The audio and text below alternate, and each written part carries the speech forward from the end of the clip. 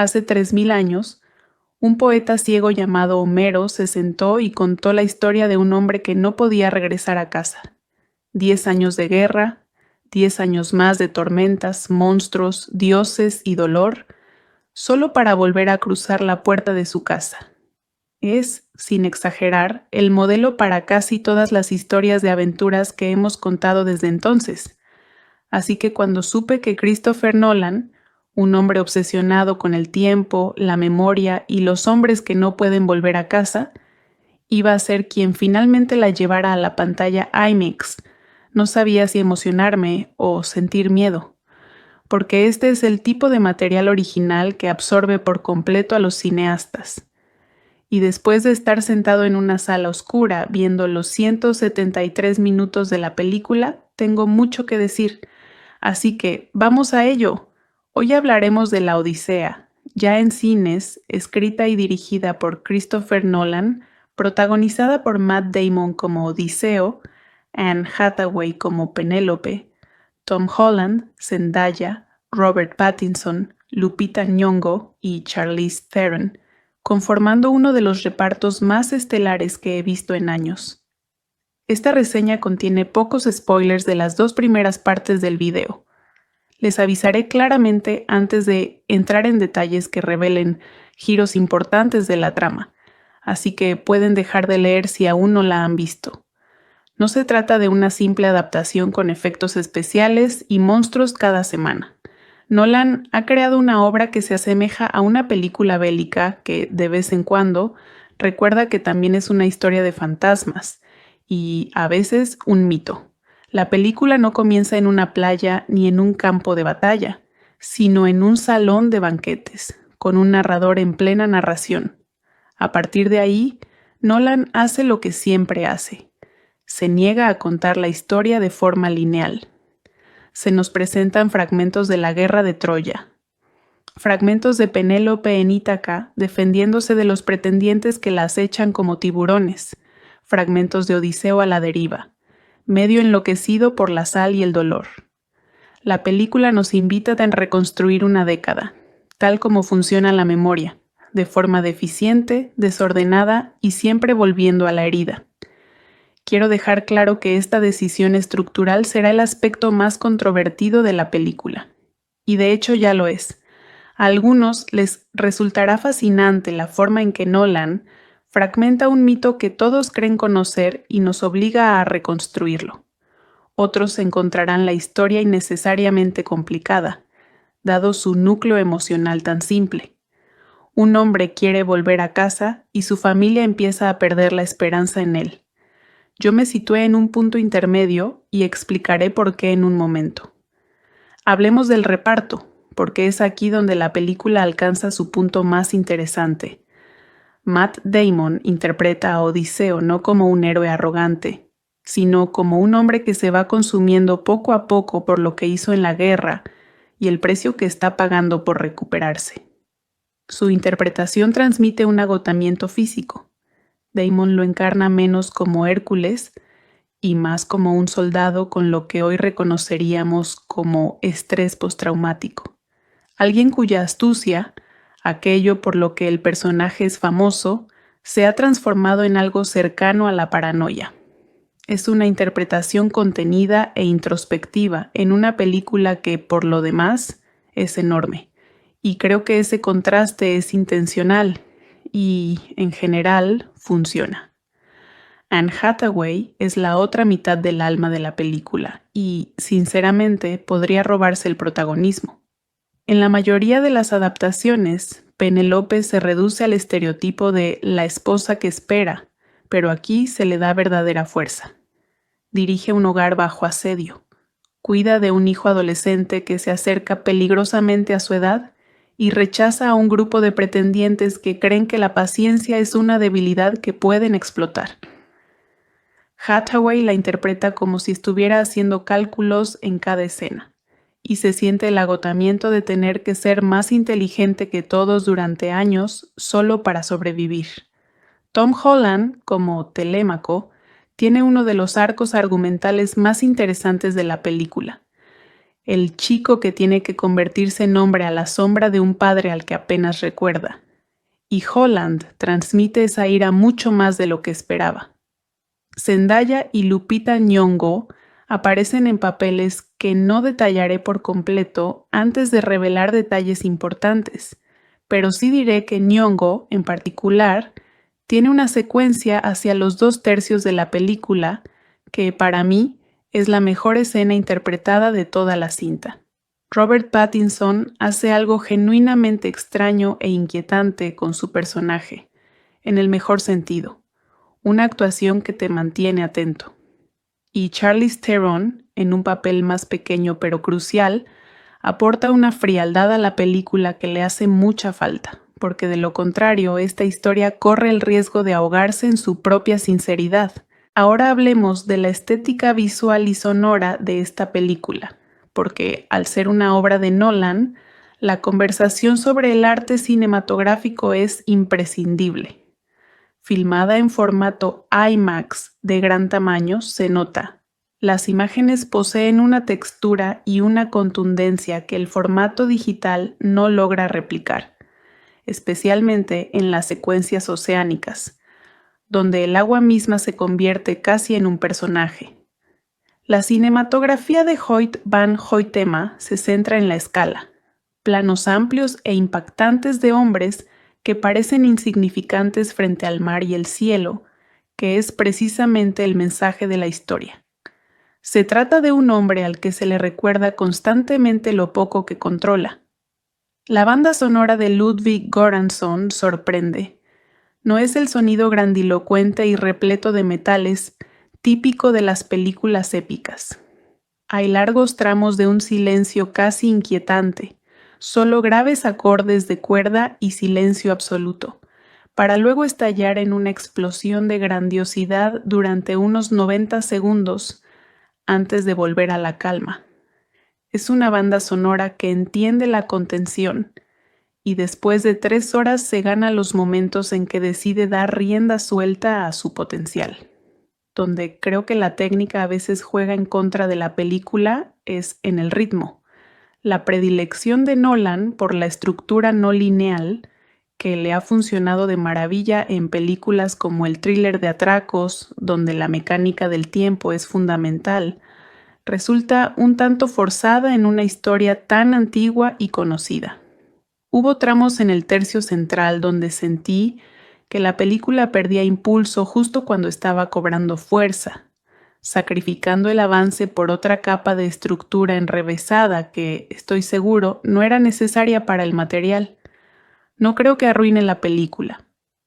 Creo que es lo que determinará si te encanta o simplemente la admiras. Debajo del espectáculo, esta es una película sobre la mentira de que volver a casa lo arregla todo. Odiseo pasa toda la película persiguiendo una versión de Ítaca que ya no existe, porque él ya no existe en la forma en que la abandonó. Nolan utiliza claramente esta película como vehículo para hablar sobre el impacto real de la guerra en quienes la sobreviven, y la crudeza de la violencia aquí es palpable. No es una película que busque que el espectador aplauda durante el combate, sino que provoque cierta repulsión. Es una decisión deliberada, y la respeto incluso en las escenas donde la película resulta realmente difícil de ver. También hay un hilo conductor sobre la narración en sí misma. El recurso narrativo del hombre que narra en el salón de banquetes es una forma que tiene Nolan de recordarnos constantemente que esta historia se ha contado y transformado durante 3000 años, y que cada versión es una pequeña mentira al servicio de una verdad mayor. Es una idea muy propia de Nolan, el narrador poco fiable que recorre la memoria de toda una civilización, y si has seguido su trayectoria, reconocerás su sello distintivo de inmediato. Quiero abordar con honestidad el revuelo que ha causado esta película, porque es imposible hablar de la Odisea en 2026 sin mencionarlo. Ha habido un intenso debate en línea sobre algunas de las decisiones de casting y sobre qué traducción del texto de Homero utilizó Nolan al escribir el guión. Al parecer, una versión más contemporánea y sencilla, en lugar de las traducciones más antiguas y elaboradas que la mayoría leímos en la escuela. Algunas de estas críticas son de buena fe, otras son el ruido malintencionado que existe hoy en día en todas las conversaciones en línea, y no voy a pretender poder clasificar todos los comentarios. Lo que sí puedo decir es que, juzgadas puramente como una obra cinematográfica, las decisiones de Nolan parecen meditadas, no descuidadas. Estar de acuerdo o no con ellas es otra cuestión, una conversación honesta que vale la pena tener, pero no es lo mismo que hablar de si la película funciona o no. También quiero advertir para quienes estén pensando en llevar a la familia que esta película es para mayores de 18 años, y con razón. La violencia es frecuente e implacable. Hay algunas secuencias perturbadoras, casi de terror, que involucran las amenazas míticas de la película, y el contenido es realmente intenso. No se trata de una película de aventuras familiar disfrazada de mito. Tenlo en cuenta antes de verla. Sam. Telémaco planea viajar con su maestro y guardaespaldas, mentor, amigo de Odiseo, hasta Menelao, rey de Esparta, para averiguar el paradero de su padre. Antino se entera de esto por Melanto, la doncella de Penélope, amante de Antino. Conspira con otro pretendiente, Pólibo, para asesinar a Telémaco a su regreso y saquear Ítaca. Menelao y su esposa Helena expresan incertidumbre sobre el destino de Odiseo, pero le cuentan a Telémaco historias sobre él.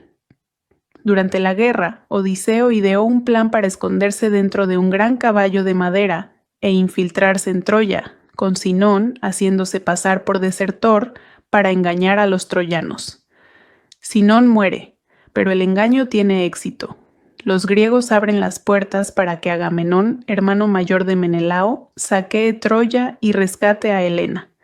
Agamenón y Menelao regresan a casa antes de tiempo, mientras que el ejército de Odiseo, incluyendo a su segundo al mando, Euríloco, sigue una ruta más lenta guiado por Atenea. Al llegar a una isla para abastecerse, el cíclope Polifemo los captura. Los ciegan y escapan, descubriendo que es hijo de Poseidón, lo que provoca que se pierdan en el mar.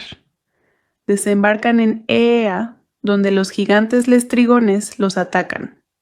Algunos supervivientes abandonan a Odiseo y buscan refugio con la hechicera Circe, quien los transforma en cerdos. Tras matar a un ciervo transformado en hombre, Odiseo la convence para que devuelva a sus hombres a su forma humana. Circe advierte que para llegar a Ítaca, Odiseo debe cruzar el océano hacia el inframundo. ¿Qué impresión me deja esta película? Es una obra cinematográfica verdaderamente monumental. Y en los momentos en que Nolan deja fluir la emoción en lugar de fragmentarla, resulta tan conmovedora como cualquier otra de sus películas. Damon y Hathaway ofrecen interpretaciones magistrales en esta misma película, sin compartir más que un puñado de escenas, lo cual ya es un logro en sí mismo.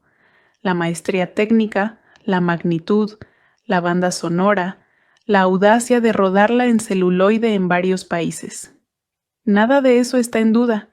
Odiseo se encuentra con el espectro de Tiresias, quien predice que, por voluntad divina, solo él regresará a casa. Odiseo desafía esta predicción. También se topa con el espectro de Sinón, quien lo reprende por haberlo utilizado como peón y revela la traición de Antino. Fue manipulado para ocupar su lugar en el ejército griego. Finalmente, el espectro de Agamenón revela que su esposa Clitemnestra lo asesinó a su regreso, en venganza por haber sacrificado a su hija Ifigenia a Artemisa para obtener mares fértiles. Los fantasmas del ejército caído de Odiseo persiguen entonces a los supervivientes desde el Hades. Siguiendo las indicaciones de Tiresias, Odiseo, Euríloco y varios tripulantes sobreviven a encuentros con Caribdis, Escila y las sirenas. En Trinacia, Odiseo advierte a sus hombres que no maten el ganado de Helios, pues Tiresias había predicho que morirían si lo hacían. A pesar de esto, los hombres, hambrientos, sacrifican el ganado. Cuando intentan escapar de la isla, las tormentas de Poseidón hunden el barco, matando a todos excepto a Odiseo. Este llega a la costa de Ogygia, donde la ninfa Calipso, enamorada de él, lo droga con flores de loto que le provocan amnesia. Tengo 1.000.000 de cosas que quiero decir sobre la Odisea y por qué me encanta. Algunas son fáciles de mencionar, como lo increíble que es el reparto. Podría escribir toda esta reseña solo sobre lo buenos que son. Matt Damon ofrece quizás la mejor actuación de su carrera como Odiseo, el gran héroe de la guerra de Troya, perdido en todos los sentidos. Lo mismo ocurre con Tom Holland, que nunca ha estado estado mejor como su hijo Telémaco, ingenuo y con el corazón roto. Por su parte, Anne Hathaway tiene escenas tan brillantes como la sufrida esposa Penélope, que cuesta imaginar a otra actriz en el papel. Y Robert Pattinson bien podría ganar un Oscar al mejor actor de reparto por su interpretación del malvado y burlón pretendiente Antino. Pero esto es solo la punta del iceberg de las actuaciones sobresalientes en la Odisea.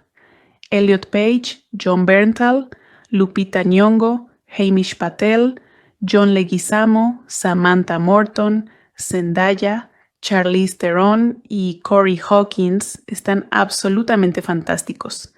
Es como el elenco de los Yankees del 27.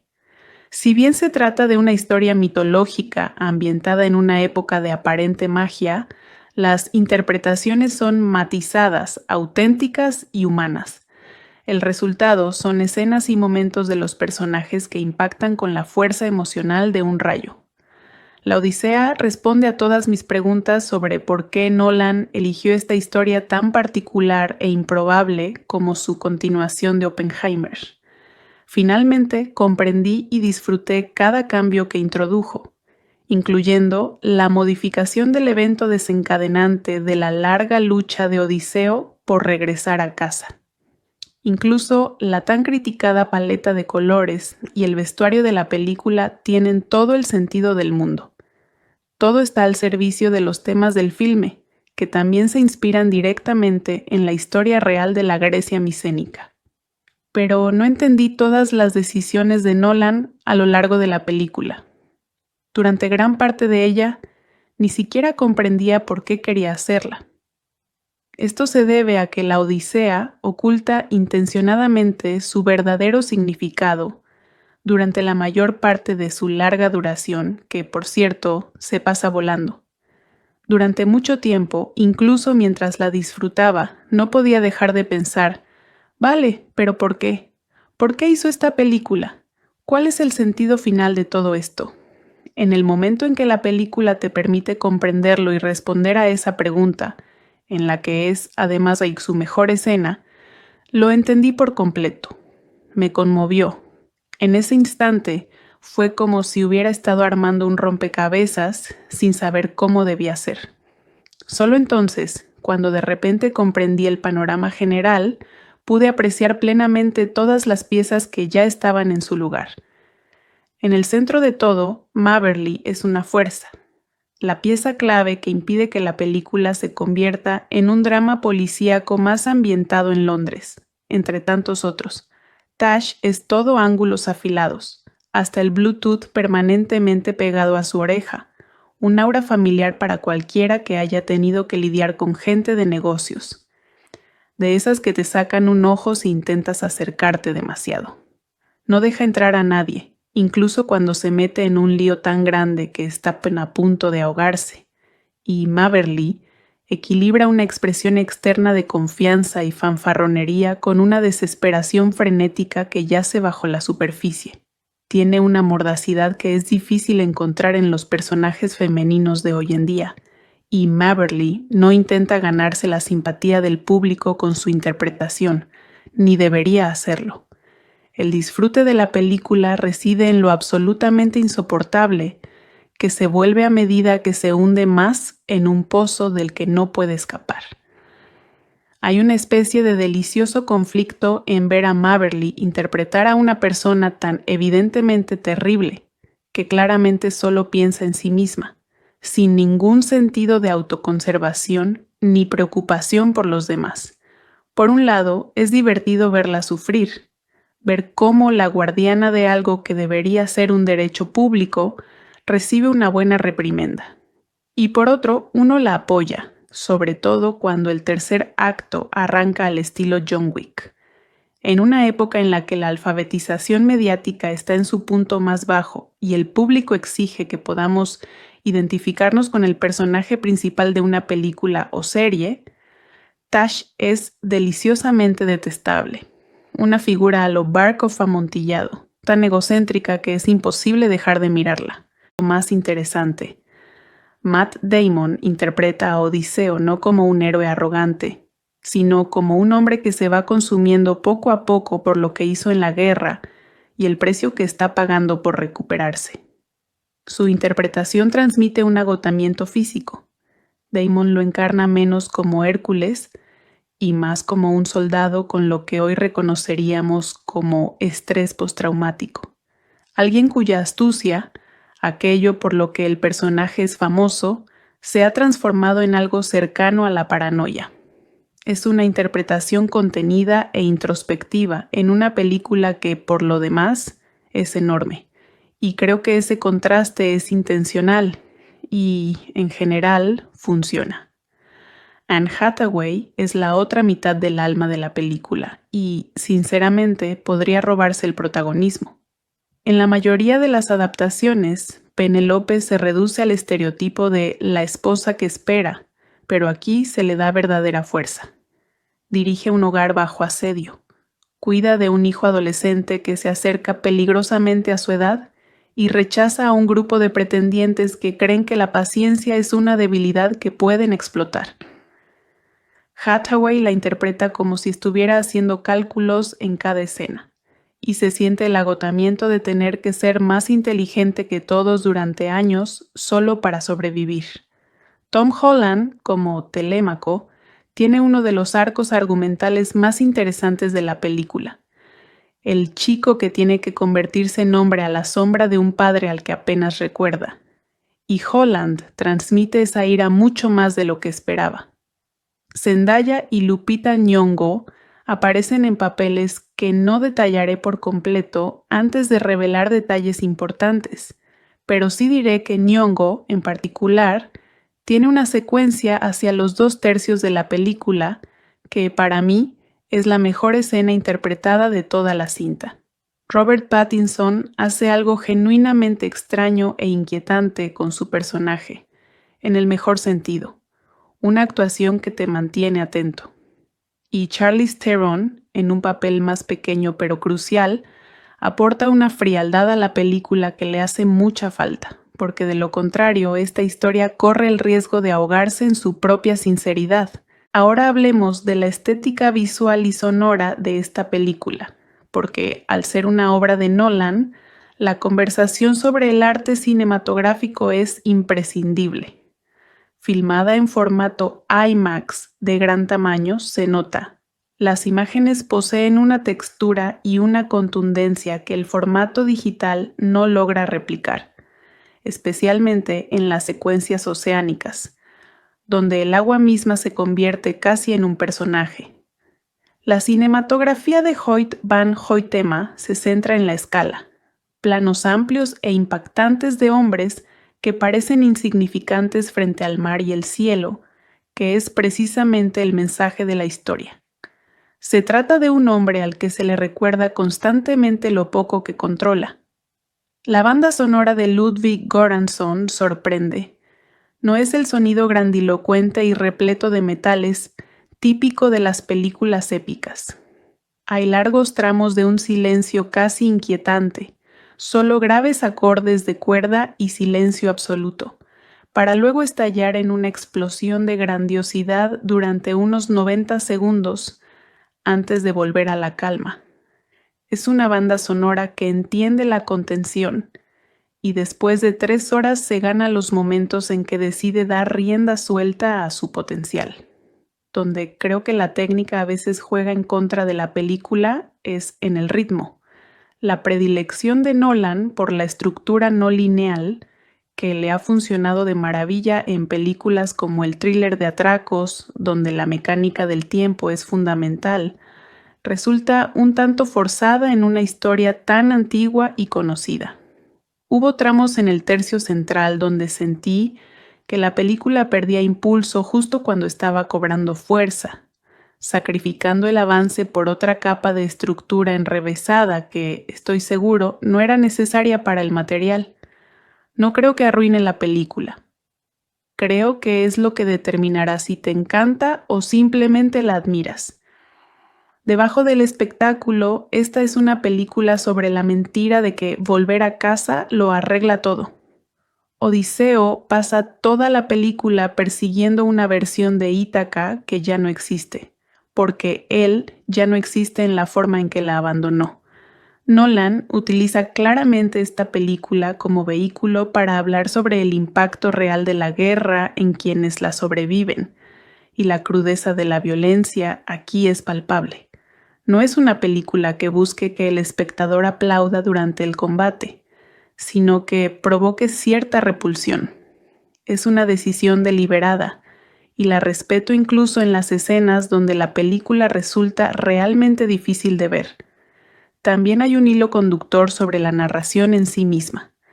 El recurso narrativo del hombre que narra en el salón de banquetes es una forma que tiene Nolan de recordarnos constantemente que esta historia se ha contado y transformado durante 3000 años, y que cada versión es una pequeña mentira al servicio de una verdad mayor. Es una idea muy propia de Nolan, el narrador poco fiable que recorre la memoria de toda una civilización, y si has seguido su trayectoria, reconocerás su sello distintivo de inmediato. Quiero abordar con honestidad el revuelo que ha causado esta película, porque es imposible hablar de la Odisea en 2026 sin mencionarlo. Ha habido un intenso debate en línea sobre algunas de las decisiones de casting y sobre qué traducción del texto de Homero utilizó Nolan al escribir el guión.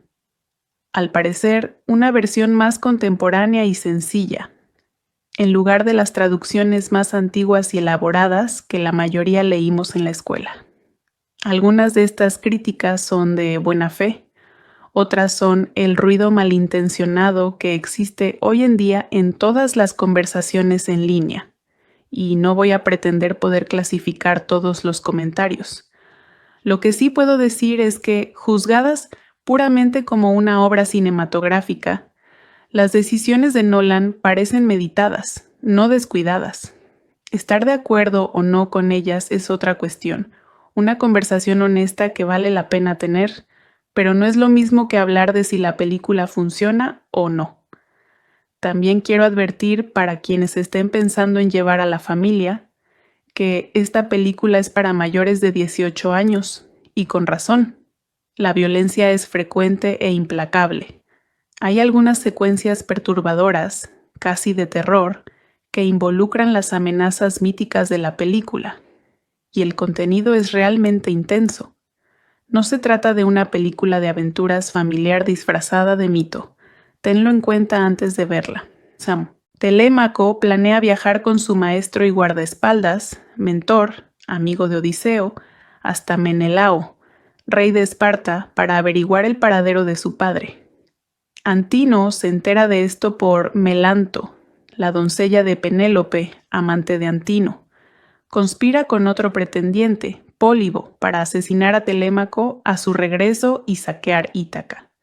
Menelao y su esposa Helena expresan incertidumbre sobre el destino de Odiseo, pero le cuentan a Telémaco historias sobre él. Durante la guerra, Odiseo ideó un plan para esconderse dentro de un gran caballo de madera e infiltrarse en Troya, con Sinón haciéndose pasar por desertor para engañar a los troyanos. Sinón muere, pero el engaño tiene éxito. Los griegos abren las puertas para que Agamenón, hermano mayor de Menelao, saquee Troya y rescate a Helena. Agamenón y Menelao regresan a casa antes de tiempo, mientras que el ejército de Odiseo, incluyendo a su segundo al mando, Euríloco, sigue una ruta más lenta guiado por Atenea. Al llegar a una isla para abastecerse, el cíclope Polifemo los captura. Los ciegan y escapan, descubriendo que es hijo de Poseidón, lo que provoca que se pierdan en el mar. Desembarcan en Eea, donde los gigantes lestrigones los atacan. Algunos supervivientes abandonan a Odiseo y buscan refugio con la hechicera Circe, quien los transforma en cerdos. Tras matar a un ciervo transformado en hombre, Odiseo la convence para que devuelva a sus hombres a su forma humana. Circe advierte que para llegar a Ítaca, Odiseo debe cruzar el océano hacia el inframundo. ¿Qué impresión me deja esta película? Es una obra cinematográfica verdaderamente monumental. Y en los momentos en que Nolan deja fluir la emoción en lugar de fragmentarla, resulta tan conmovedora como cualquier otra de sus películas. Damon y Hathaway ofrecen interpretaciones magistrales en esta misma película, sin compartir más que un puñado de escenas, lo cual ya es un logro en sí mismo. La maestría técnica, la magnitud, la banda sonora, la audacia de rodarla en celuloide en varios países. Nada de eso está en duda. Odiseo se encuentra con el espectro de Tiresias, quien predice que, por voluntad divina, solo él regresará a casa. Odiseo desafía esta predicción. También se topa con el espectro de Sinón, quien lo reprende por haberlo utilizado como peón y revela la traición de Antino. Fue manipulado para ocupar su lugar en el ejército griego. Finalmente, el espectro de Agamenón revela que su esposa Clitemnestra lo asesinó a su regreso, en venganza por haber sacrificado a su hija Ifigenia a Artemisa para obtener mares fértiles. Los fantasmas del ejército caído de Odiseo persiguen entonces a los supervivientes desde el Hades. Siguiendo las indicaciones de Tiresias, Odiseo, Euríloco y varios tripulantes sobreviven a encuentros con Caribdis, Escila y las sirenas. En Trinacia, Odiseo advierte a sus hombres que no maten el ganado de Helios, pues Tiresias había predicho que morirían si lo hacían. A pesar de esto, los hombres, hambrientos, sacrifican el ganado. Cuando intentan escapar de la isla, las tormentas de Poseidón hunden el barco, matando a todos excepto a Odiseo. Este llega a la costa de Ogygia, donde la ninfa Calipso, enamorada de él, lo droga con flores de loto que le provocan amnesia. Tengo 1.000.000 de cosas que quiero decir sobre la Odisea y por qué me encanta. Algunas son fáciles de mencionar, como lo increíble que es el reparto. Podría escribir toda esta reseña solo sobre lo buenos que son. Matt Damon ofrece quizás la mejor actuación de su carrera como Odiseo, el gran héroe de la guerra de Troya, perdido en todos los sentidos. Lo mismo ocurre con Tom Holland, que nunca ha estado con estado mejor como su hijo Telémaco, ingenuo y con el corazón roto. Por su parte, Anne Hathaway tiene escenas tan brillantes como la sufrida esposa Penélope, que cuesta imaginar a otra actriz en el papel.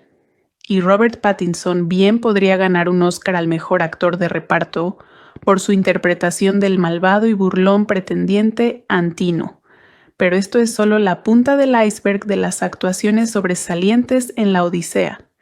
Elliot Page, Jon Bernthal, Lupita Nyong'o, Hamish Patel, John Leguizamo, Samantha Morton, Zendaya, Charlize Theron y Corey Hawkins están absolutamente fantásticos.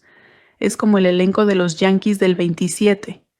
Si bien se trata de una historia mitológica ambientada en una época de aparente magia, las interpretaciones son matizadas, auténticas y humanas. El resultado son escenas y momentos de los personajes que impactan con la fuerza emocional de un rayo. La Odisea responde a todas mis preguntas sobre por qué Nolan eligió esta historia tan particular e improbable como su continuación de Oppenheimer. Finalmente comprendí y disfruté cada cambio que introdujo.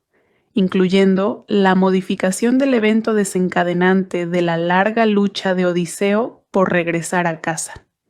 Incluso la tan criticada paleta de colores y el vestuario de la película tienen todo el sentido del mundo. Todo está al servicio de los temas del filme, que también se inspiran directamente en la historia real de la Grecia micénica. Pero no entendí todas las decisiones de Nolan a lo largo de la película. Durante gran parte de ella, ni siquiera comprendía por qué quería hacerla. Esto se debe a que la Odisea oculta intencionadamente su verdadero significado durante la mayor parte de su larga duración, que, por cierto, se pasa volando. Durante mucho tiempo, incluso mientras la disfrutaba, no podía dejar de pensar, vale, pero ¿por qué? ¿Por qué hizo esta película? ¿Cuál es el sentido final de todo esto? En el momento en que la película te permite comprenderlo y responder a esa pregunta, en la que es, además de su mejor escena, lo entendí por completo. Me conmovió. En ese instante fue como si hubiera estado armando un rompecabezas sin saber cómo debía ser. Solo entonces, cuando de repente comprendí el panorama general, pude apreciar plenamente todas las piezas que ya estaban en su lugar. En el centro de todo, Maberly es una fuerza, la pieza clave que impide que la película se convierta en un drama policíaco más ambientado en Londres, entre tantos otros. Tash es todo ángulos afilados, hasta el Bluetooth permanentemente pegado a su oreja, un aura familiar para cualquiera que haya tenido que lidiar con gente de negocios, de esas que te sacan un ojo si intentas acercarte demasiado. No deja entrar a nadie, incluso cuando se mete en un lío tan grande que está a punto de ahogarse, y Maberly equilibra una expresión externa de confianza y fanfarronería con una desesperación frenética que yace bajo la superficie. Tiene una mordacidad que es difícil encontrar en los personajes femeninos de hoy en día, y Maberly no intenta ganarse la simpatía del público con su interpretación, ni debería hacerlo. El disfrute de la película reside en lo absolutamente insoportable, que se vuelve a medida que se hunde más en un pozo del que no puede escapar. Hay una especie de delicioso conflicto en ver a Maberly interpretar a una persona tan evidentemente terrible, que claramente solo piensa en sí misma, sin ningún sentido de autoconservación ni preocupación por los demás. Por un lado, es divertido verla sufrir, ver cómo la guardiana de algo que debería ser un derecho público recibe una buena reprimenda. Y por otro, uno la apoya, sobre todo cuando el tercer acto arranca al estilo John Wick. En una época en la que la alfabetización mediática está en su punto más bajo y el público exige que podamos identificarnos con el personaje principal de una película o serie, Tash es deliciosamente detestable. Una figura a lo Barkov amontillado, tan egocéntrica que es imposible dejar de mirarla. Lo más interesante, Matt Damon interpreta a Odiseo no como un héroe arrogante, sino como un hombre que se va consumiendo poco a poco por lo que hizo en la guerra y el precio que está pagando por recuperarse. Su interpretación transmite un agotamiento físico.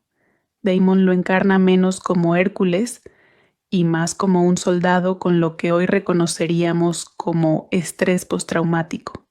Alguien cuya astucia, aquello por lo que el personaje es famoso, se ha transformado en algo cercano a la paranoia.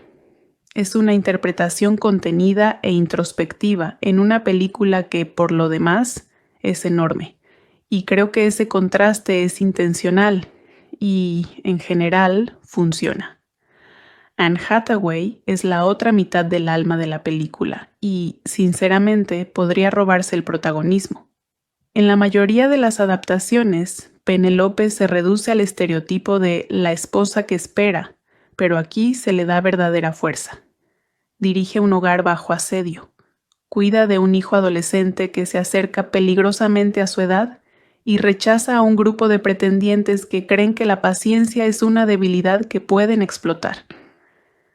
Hathaway la interpreta como si estuviera haciendo cálculos en cada escena, y se siente el agotamiento de tener que ser más inteligente que todos durante años solo para sobrevivir. Tom Holland, como Telémaco, tiene uno de los arcos argumentales más interesantes de la película. El chico que tiene que convertirse en hombre a la sombra de un padre al que apenas recuerda. Y Holland transmite esa ira mucho más de lo que esperaba. Zendaya y Lupita Nyong'o aparecen en papeles que no detallaré por completo antes de revelar detalles importantes, pero sí diré que Nyong'o, en particular, tiene una secuencia hacia los 2/3 de la película que, para mí, es la mejor escena interpretada de toda la cinta. Robert Pattinson hace algo genuinamente extraño e inquietante con su personaje, en el mejor sentido, una actuación que te mantiene atento. Y Charlize Theron, en un papel más pequeño pero crucial, aporta una frialdad a la película que le hace mucha falta, porque de lo contrario, esta historia corre el riesgo de ahogarse en su propia sinceridad.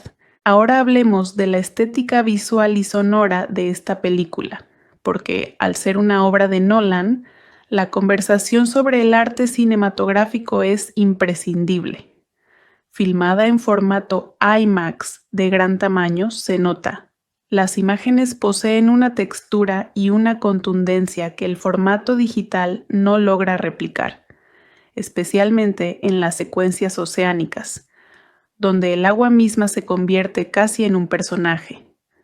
La cinematografía de Hoyt van Hoytema se centra en la escala, planos amplios e impactantes de hombres que parecen insignificantes frente al mar y el cielo, que es precisamente el mensaje de la historia.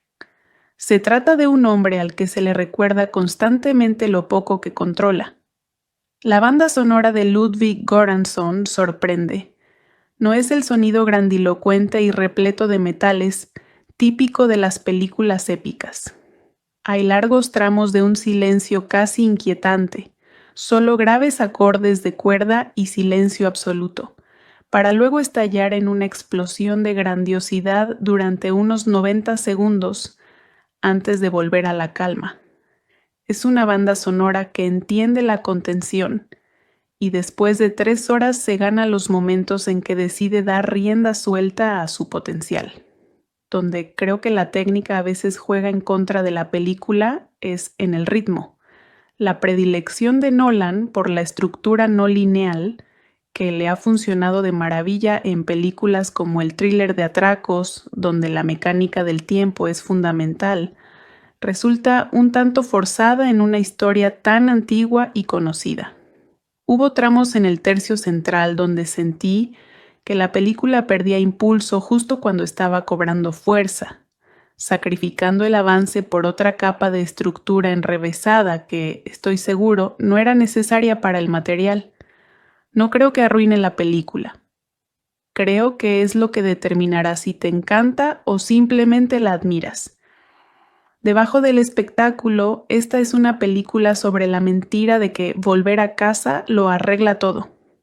Odiseo pasa toda la película persiguiendo una versión de Ítaca que ya no existe, porque él ya no existe en la forma en que la abandonó. Nolan utiliza claramente esta película como vehículo para hablar sobre el impacto real de la guerra en quienes la sobreviven, y la crudeza de la violencia aquí es palpable. No es una película que busque que el espectador aplauda durante el combate, sino que provoque cierta repulsión. Es una decisión deliberada, y la respeto incluso en las escenas donde la película resulta realmente difícil de ver. También hay un hilo conductor sobre la narración en sí misma. El recurso narrativo del hombre que narra en el salón de banquetes es una forma que tiene Nolan de recordarnos constantemente que esta historia se ha contado y transformado durante 3000 años, y que cada versión es una pequeña mentira al servicio de una verdad mayor. Es una idea muy propia de Nolan, el narrador poco fiable que recorre la memoria de toda una civilización, y si has seguido su trayectoria, reconocerás su sello distintivo de inmediato. Quiero abordar con honestidad el revuelo que ha causado esta película, porque es imposible hablar de la Odisea en 2026 sin mencionarlo. Ha habido un intenso debate en línea sobre algunas de las decisiones de casting y sobre qué traducción del texto de Homero utilizó Nolan al escribir el guión. Al parecer, una versión más contemporánea y sencilla, en lugar de las traducciones más antiguas y elaboradas que la mayoría leímos en la escuela. Algunas de estas críticas son de buena fe, otras son el ruido malintencionado que existe hoy en día en todas las conversaciones en línea, y no voy a pretender poder clasificar todos los comentarios.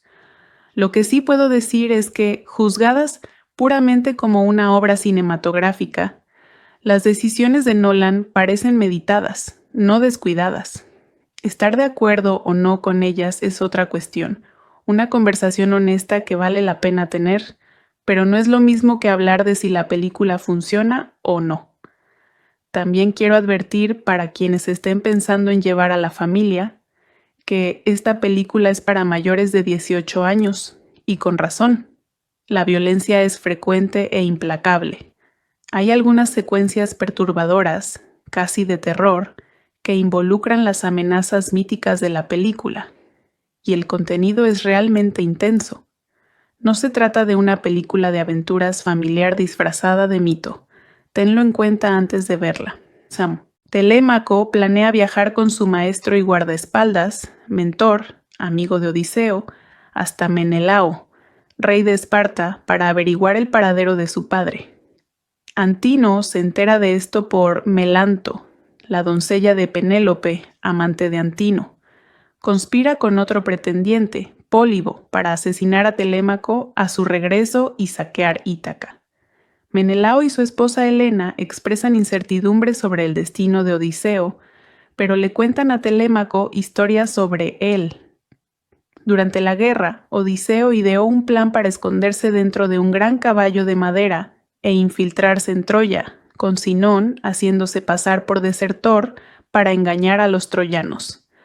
Sinón muere, pero el engaño tiene éxito. Los griegos abren las puertas para que Agamenón, hermano mayor de Menelao, saquee Troya y rescate a Helena.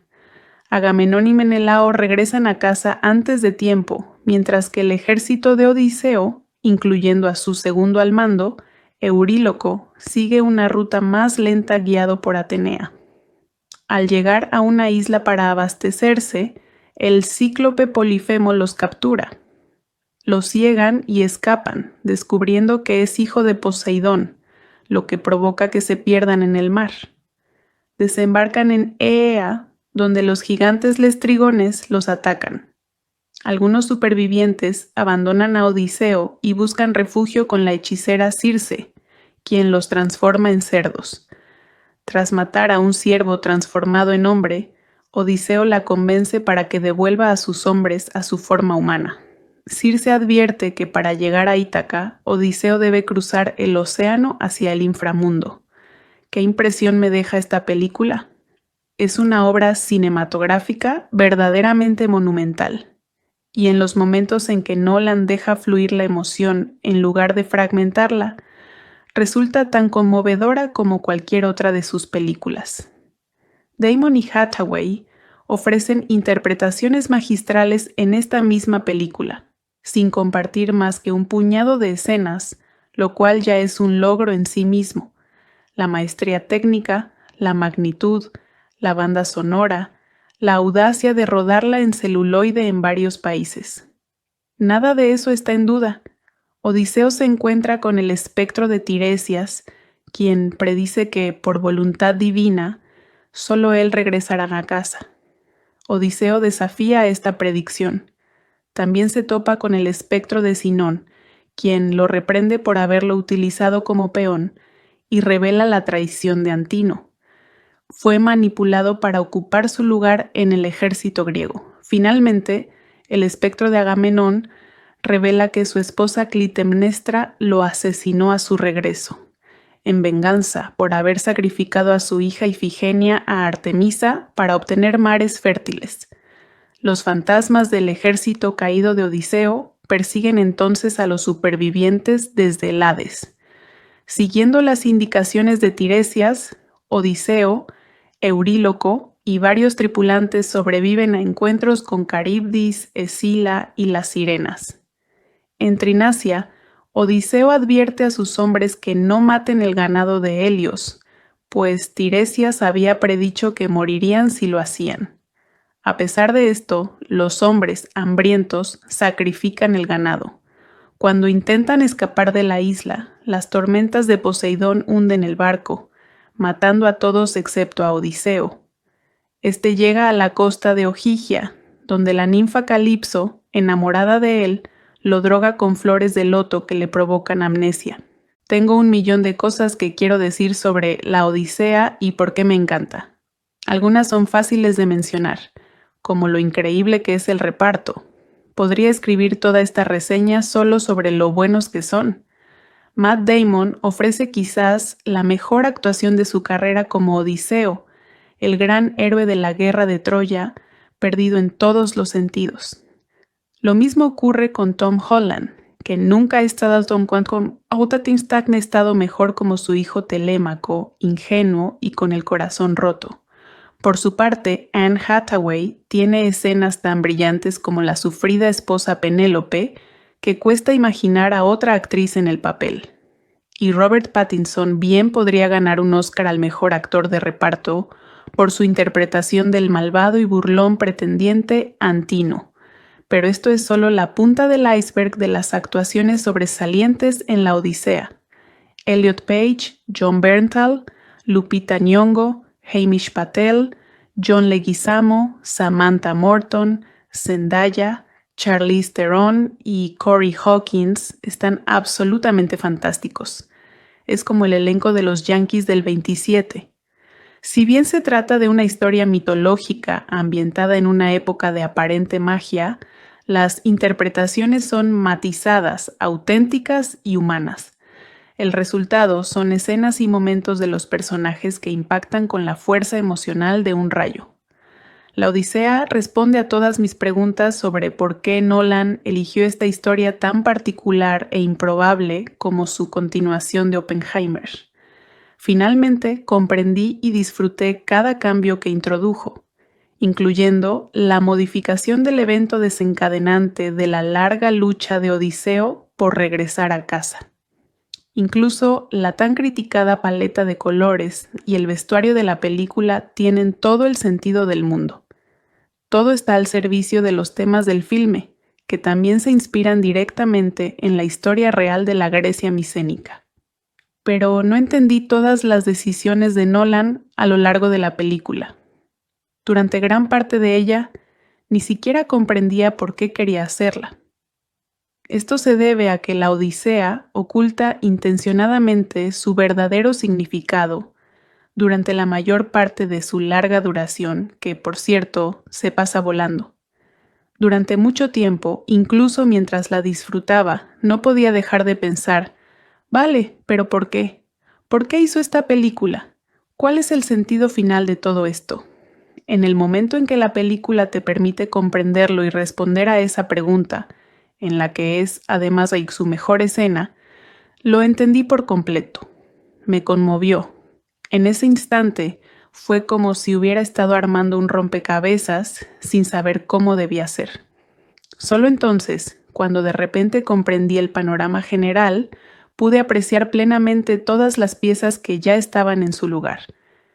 En el centro de todo, Maberly es una fuerza. La pieza clave que impide que la película se convierta en un drama policíaco más ambientado en Londres, entre tantos otros. Tash es todo ángulos afilados, hasta el Bluetooth permanentemente pegado a su oreja, un aura familiar para cualquiera que haya tenido que lidiar con gente de negocios, de esas que te sacan un ojo si intentas acercarte demasiado. No deja entrar a nadie, incluso cuando se mete en un lío tan grande que está a punto de ahogarse, y Maberly equilibra una expresión externa de confianza y fanfarronería con una desesperación frenética que yace bajo la superficie. Tiene una mordacidad que es difícil encontrar en los personajes femeninos de hoy en día, y Maberly no intenta ganarse la simpatía del público con su interpretación, ni debería hacerlo. El disfrute de la película reside en lo absolutamente insoportable, que se vuelve a medida que se hunde más en un pozo del que no puede escapar.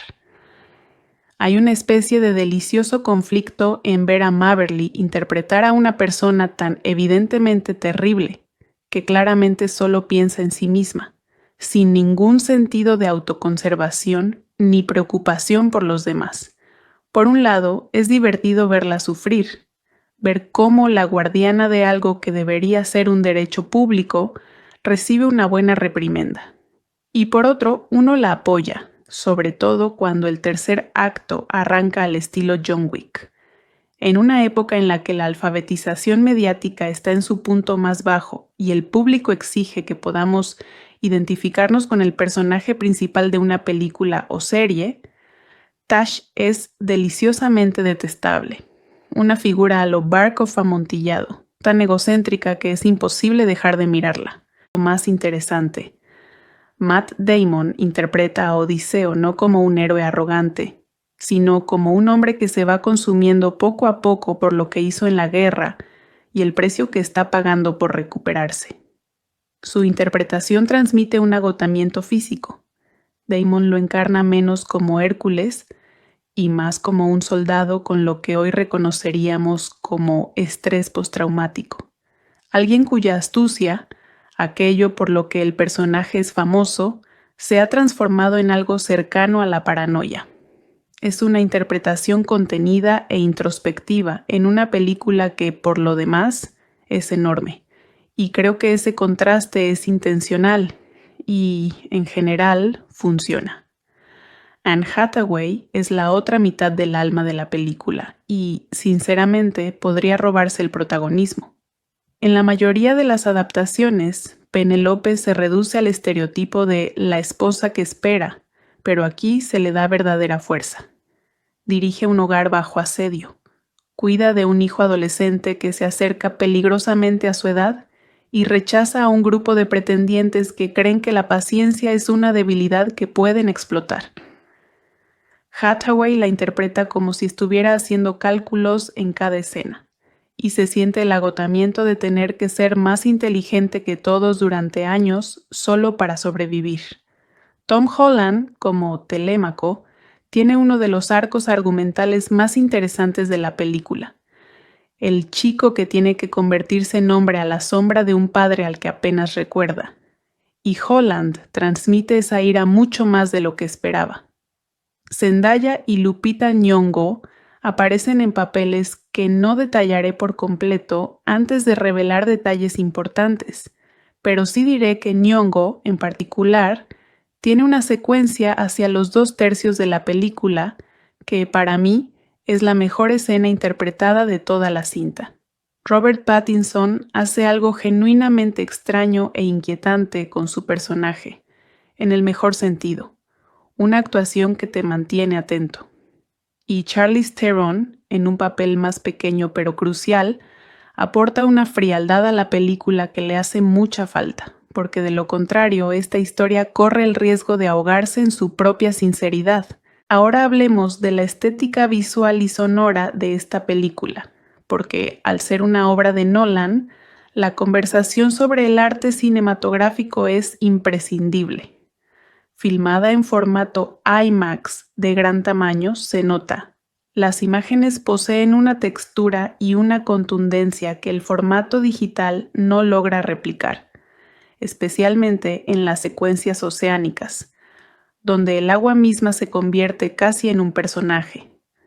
La cinematografía de Hoyt van Hoytema se centra en la escala, planos amplios e impactantes de hombres que parecen insignificantes frente al mar y el cielo, que es precisamente el mensaje de la historia. Se trata de un hombre al que se le recuerda constantemente lo poco que controla. La banda sonora de Ludwig Göransson sorprende. No es el sonido grandilocuente y repleto de metales típico de las películas épicas. Hay largos tramos de un silencio casi inquietante, solo graves acordes de cuerda y silencio absoluto, para luego estallar en una explosión de grandiosidad durante unos 90 segundos antes de volver a la calma. Es una banda sonora que entiende la contención y después de 3 horas se gana los momentos en que decide dar rienda suelta a su potencial. Donde creo que la técnica a veces juega en contra de la película es en el ritmo. La predilección de Nolan por la estructura no lineal, que le ha funcionado de maravilla en películas como el thriller de atracos, donde la mecánica del tiempo es fundamental, resulta un tanto forzada en una historia tan antigua y conocida. Hubo tramos en el tercio central donde sentí que la película perdía impulso justo cuando estaba cobrando fuerza, sacrificando el avance por otra capa de estructura enrevesada que, estoy seguro, no era necesaria para el material. No creo que arruine la película. Creo que es lo que determinará si te encanta o simplemente la admiras. Debajo del espectáculo, esta es una película sobre la mentira de que volver a casa lo arregla todo. Odiseo pasa toda la película persiguiendo una versión de Ítaca que ya no existe, porque él ya no existe en la forma en que la abandonó. Nolan utiliza claramente esta película como vehículo para hablar sobre el impacto real de la guerra en quienes la sobreviven, y la crudeza de la violencia aquí es palpable. No es una película que busque que el espectador aplauda durante el combate, sino que provoque cierta repulsión. Es una decisión deliberada, y la respeto incluso en las escenas donde la película resulta realmente difícil de ver. También hay un hilo conductor sobre la narración en sí misma. El recurso narrativo del hombre que narra en el salón de banquetes es una forma que tiene Nolan de recordarnos constantemente que esta historia se ha contado y transformado durante 3000 años, y que cada versión es una pequeña mentira al servicio de una verdad mayor.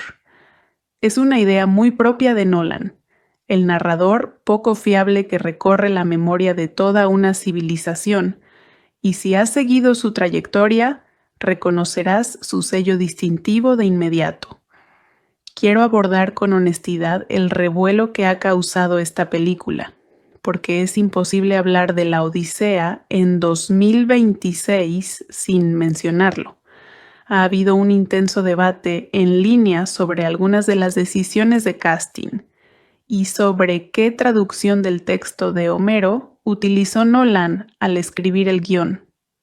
Al parecer, una versión más contemporánea y sencilla, en lugar de las traducciones más antiguas y elaboradas que la mayoría leímos en la escuela.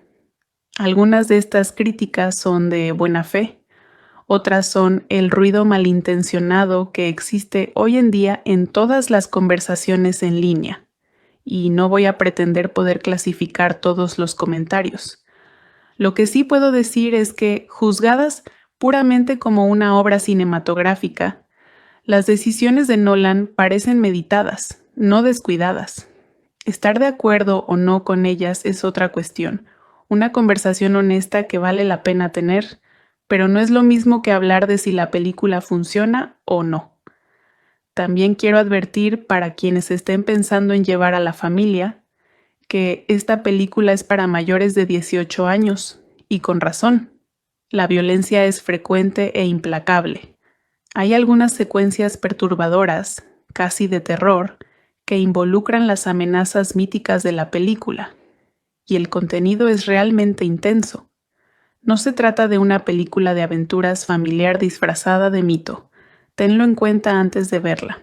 Sam. Telémaco planea viajar con su maestro y guardaespaldas, mentor, amigo de Odiseo, hasta Menelao, rey de Esparta, para averiguar el paradero de su padre. Antino se entera de esto por Melanto, la doncella de Penélope, amante de Antino. Conspira con otro pretendiente, Pólibo, para asesinar a Telémaco a su regreso y saquear Ítaca.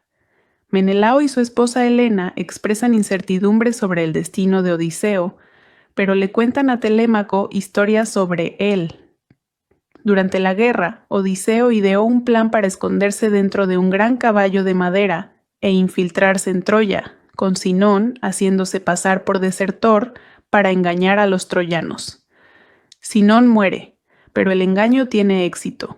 Los griegos abren las puertas para que Agamenón, hermano mayor de Menelao, saquee Troya y rescate a Helena.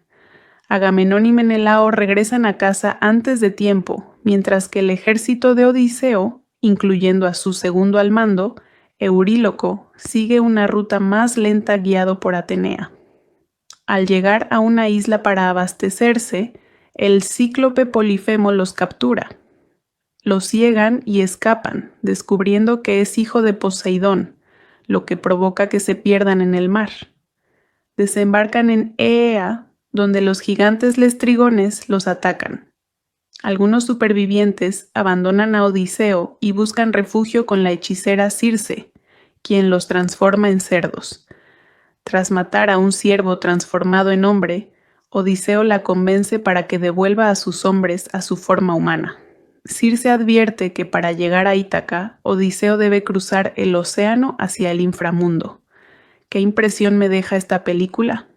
Es una obra cinematográfica verdaderamente monumental. Y en los momentos en que Nolan deja fluir la emoción en lugar de fragmentarla, resulta tan conmovedora como cualquier otra de sus películas. Damon y Hathaway ofrecen interpretaciones magistrales en esta misma película, sin compartir más que un puñado de escenas, lo cual ya es un logro en sí mismo. La maestría técnica, la magnitud, la banda sonora, la audacia de rodarla en celuloide en varios países. Nada de eso está en duda. Odiseo se encuentra con el espectro de Tiresias, quien predice que, por voluntad divina, solo él regresará a casa. Odiseo desafía esta predicción. También se topa con el espectro de Sinón, quien lo reprende por haberlo utilizado como peón y revela la traición de Antino. Fue manipulado para ocupar su lugar en el ejército griego. Finalmente, el espectro de Agamenón revela que su esposa Clitemnestra lo asesinó a su regreso, en venganza por haber sacrificado a su hija Ifigenia a Artemisa para obtener mares fértiles. Los fantasmas del ejército caído de Odiseo persiguen entonces a los supervivientes desde el Hades. Siguiendo las indicaciones de Tiresias, Odiseo, Euríloco y varios tripulantes sobreviven a encuentros con Caribdis, Escila y las sirenas. En Trinacia, Odiseo advierte a sus hombres que no maten el ganado de Helios, pues Tiresias había predicho que morirían si lo hacían. A pesar de esto, los hombres, hambrientos, sacrifican el ganado. Cuando intentan escapar de la isla, las tormentas de Poseidón hunden el barco, matando a todos excepto a Odiseo. Este llega a la costa de Ogygia, donde la ninfa Calipso, enamorada de él, lo droga con flores de loto que le provocan amnesia. Tengo 1.000.000 de cosas que quiero decir sobre la Odisea y por qué me encanta. Algunas son fáciles de mencionar, como lo increíble que es el reparto. Podría escribir toda esta reseña solo sobre lo buenos que son. Matt Damon ofrece quizás la mejor actuación de su carrera como Odiseo, el gran héroe de la guerra de Troya, perdido en todos los sentidos. Lo mismo ocurre con Tom Holland, que nunca ha estado estado mejor como su hijo Telémaco, ingenuo y con el corazón roto. Por su parte, Anne Hathaway tiene escenas tan brillantes como la sufrida esposa Penélope, que cuesta imaginar a otra actriz en el papel. Y Robert Pattinson bien podría ganar un Oscar al mejor actor de reparto por su interpretación del malvado y burlón pretendiente Antino. Pero esto es solo la punta del iceberg de las actuaciones sobresalientes en la Odisea. Elliot Page, Jon Bernthal, Lupita Nyong'o, Hamish Patel, John Leguizamo, Samantha Morton, Zendaya, Charlize Theron y Corey Hawkins están absolutamente fantásticos. Es como el elenco de los Yankees del 27. Si bien se trata de una historia mitológica ambientada en una época de aparente magia, las interpretaciones son matizadas, auténticas y humanas. El resultado son escenas y momentos de los personajes que impactan con la fuerza emocional de un rayo. La Odisea responde a todas mis preguntas sobre por qué Nolan eligió esta historia tan particular e improbable como su continuación de Oppenheimer. Finalmente comprendí y disfruté cada cambio que introdujo, incluyendo la modificación del evento desencadenante de la larga lucha de Odiseo por regresar a casa. Incluso la tan criticada paleta de colores y el vestuario de la película tienen todo el sentido del mundo. Todo está al servicio de los temas del filme, que también se inspiran directamente en la historia real de la Grecia micénica. Pero no entendí todas las decisiones de Nolan a lo largo de la película. Durante gran parte de ella, ni siquiera comprendía por qué quería hacerla. Esto se debe a que la Odisea oculta intencionadamente su verdadero significado durante la mayor parte de su larga duración, que, por cierto, se pasa volando. Durante mucho tiempo, incluso mientras la disfrutaba, no podía dejar de pensar, vale, pero ¿por qué? ¿Por qué hizo esta película? ¿Cuál es el sentido final de todo esto? En el momento en que la película te permite comprenderlo y responder a esa pregunta, en la que es, además de su mejor escena, lo entendí por completo. Me conmovió. En ese instante fue como si hubiera estado armando un rompecabezas sin saber cómo debía ser. Solo entonces, cuando de repente comprendí el panorama general, pude apreciar plenamente todas las piezas que ya estaban en su lugar. En el centro de todo, Maberly es una fuerza, la pieza clave que impide que la película se convierta en un drama policíaco más ambientado en Londres, entre tantos otros. Tash es todo ángulos afilados, hasta el Bluetooth permanentemente pegado a su oreja, un aura familiar para cualquiera que haya tenido que lidiar con gente de negocios, de esas que te sacan un ojo si intentas acercarte demasiado. No deja entrar a nadie, incluso cuando se mete en un lío tan grande que está a punto de ahogarse, y Maberly equilibra una expresión externa de confianza y fanfarronería con una desesperación frenética que yace bajo la superficie. Tiene una mordacidad que es difícil encontrar en los personajes femeninos de hoy en día, y Maberly no intenta ganarse la simpatía del público con su interpretación, ni debería hacerlo. El disfrute de la película reside en lo absolutamente insoportable que se vuelve a medida que se hunde más en un pozo del que no puede escapar. Hay una especie de delicioso conflicto en ver a Maberly interpretar a una persona tan evidentemente terrible, que claramente solo piensa en sí misma, sin ningún sentido de autoconservación ni preocupación por los demás. Por un lado, es divertido verla sufrir, ver cómo la guardiana de algo que debería ser un derecho público recibe una buena reprimenda. Y por otro, uno la apoya, sobre todo cuando el tercer acto arranca al estilo John Wick. En una época en la que la alfabetización mediática está en su punto más bajo y el público exige que podamos identificarnos con el personaje principal de una película o serie, Tash es deliciosamente detestable. Una figura a lo Barkov amontillado, tan egocéntrica que es imposible dejar de mirarla. E infiltrarse en Troya, con Sinón haciéndose pasar por desertor para engañar a los troyanos. Sinón muere, pero el engaño tiene éxito. Los griegos abren las puertas para que Agamenón, hermano mayor de Menelao, saquee Troya y rescate a Helena. Agamenón y Menelao regresan a casa antes de tiempo, mientras que el ejército de Odiseo, incluyendo a su segundo al mando, Euríloco, sigue una ruta más lenta guiado por Atenea. Al llegar a una isla para abastecerse, el cíclope Polifemo los captura. Los ciegan y escapan, descubriendo que es hijo de Poseidón, lo que provoca que se pierdan en el mar. Desembarcan en Eea, donde los gigantes lestrigones los atacan. Algunos supervivientes abandonan a Odiseo y buscan refugio con la hechicera Circe, quien los transforma en cerdos. Tras matar a un ciervo transformado en hombre, Odiseo la convence para que devuelva a sus hombres a su forma humana. Circe advierte que para llegar a Ítaca, Odiseo debe cruzar el océano hacia el inframundo. ¿Qué impresión me deja esta película? Es una obra cinematográfica verdaderamente monumental. Y en los momentos en que Nolan deja fluir la emoción en lugar de fragmentarla, resulta tan conmovedora como cualquier otra de sus películas. Damon y Hathaway ofrecen interpretaciones magistrales en esta misma película, sin compartir más que un puñado de escenas, lo cual ya es un logro en sí mismo. La maestría técnica, la magnitud, la banda sonora, la audacia de rodarla en celuloide en varios países. Nada de eso está en duda.